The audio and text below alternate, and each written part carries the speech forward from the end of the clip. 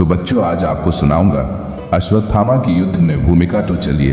तो अश्वत्थामा की युद्ध में भूमिका। महाभारत के युद्ध में अश्वत्थामा की भूमिका कई महत्वपूर्ण घटनाओं से जुड़ी हुई है। कौरवों की ओर से लड़ाई। अश्वत्थामा ने युद्ध के अधिकांश हिस्से में कौरवों की ओर से लड़ाई लड़ी। उन्होंने अपने पिता द्रोणाचार्य की तरह ही युद्ध में अपने कौशल और बल का परिचय दिया। वे कौरवों के प्रमुख योद्धा थे और युद्ध की रणनीति में महत्वपूर्ण भूमिका निभा रहे थे। उनकी वीरता और शस्त्र विद्या ने उन्हें एक प्रमुख योद्धा के रूप में स्थापित किया। द्रोणाचार्य की मृत्यु के बाद अश्वत्थामा का मनोबल और भी गिर गया। द्रोणाचार्य की मृत्यु के समय अश्वत्थामा ने गहरा आक्रोश और शोक अनुभव किया। यह स्थिति उनके क्रोध और नाशक शक्ति को प्रकट करने का कारण बनी। इस घटना ने उन्हें एक विवादास्पद पात्र बना दिया। धर्म युद्ध और अश्वत्थामा की आक्रोश।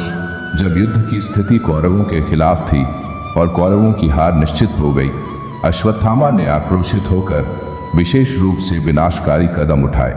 उन्होंने अपने पितामह भीष्म की सलाह को नजरअंदाज करते हुए एक हिंसात्मक और विध्वंसकारी कार्य किया। 3 अश्वत्थामा का नाशक कार्य। पांडवों के पुत्रों की हत्या। महाभारत के युद्ध के अंतिम चरण में अश्वत्थामा ने एक रात्रि को पांडवों के शिविर में जाकर उनके पुत्रों की हत्या की।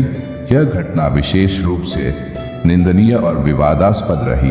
अश्वत्थामा ने यह कदम कौरवों की हार से निराश होकर उठाया।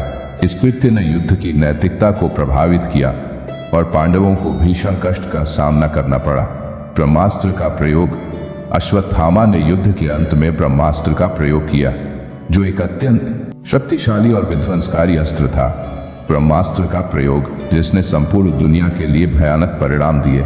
अश्वत्थामा की नाशक शक्ति का परिचायक था।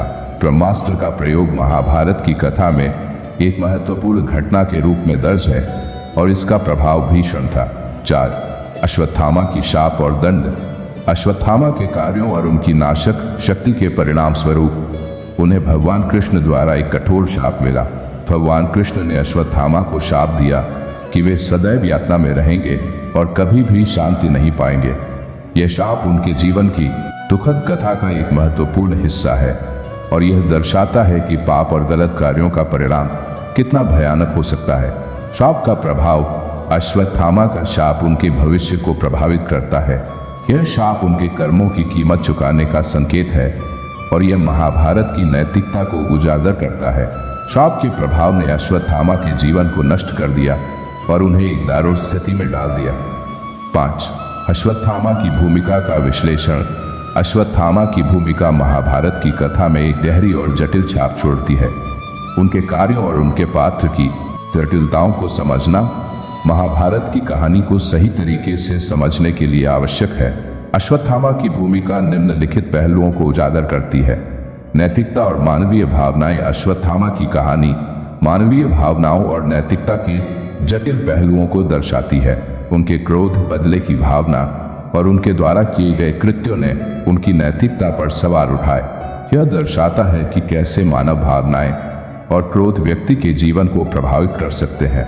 कर्मों का परिणाम। अश्वत्थामा की कहानी यह सिखाती है कि किसी के कर्मों का परिणाम होता है और है निष्कर्ष। महाभारत में अश्वत्थामा की भूमिका एक जटिल और विवादास्पद है। उनकी वीरता, क्रोध और नाशक शक्ति ने उन्हें एक महत्वपूर्ण पात्र बना दिया। उनके द्वारा किए गए कृत्यों और उनके शाप के परिणाम स्वरूप महाभारत की कथा में उनकी भूमिका को समझना आवश्यक है।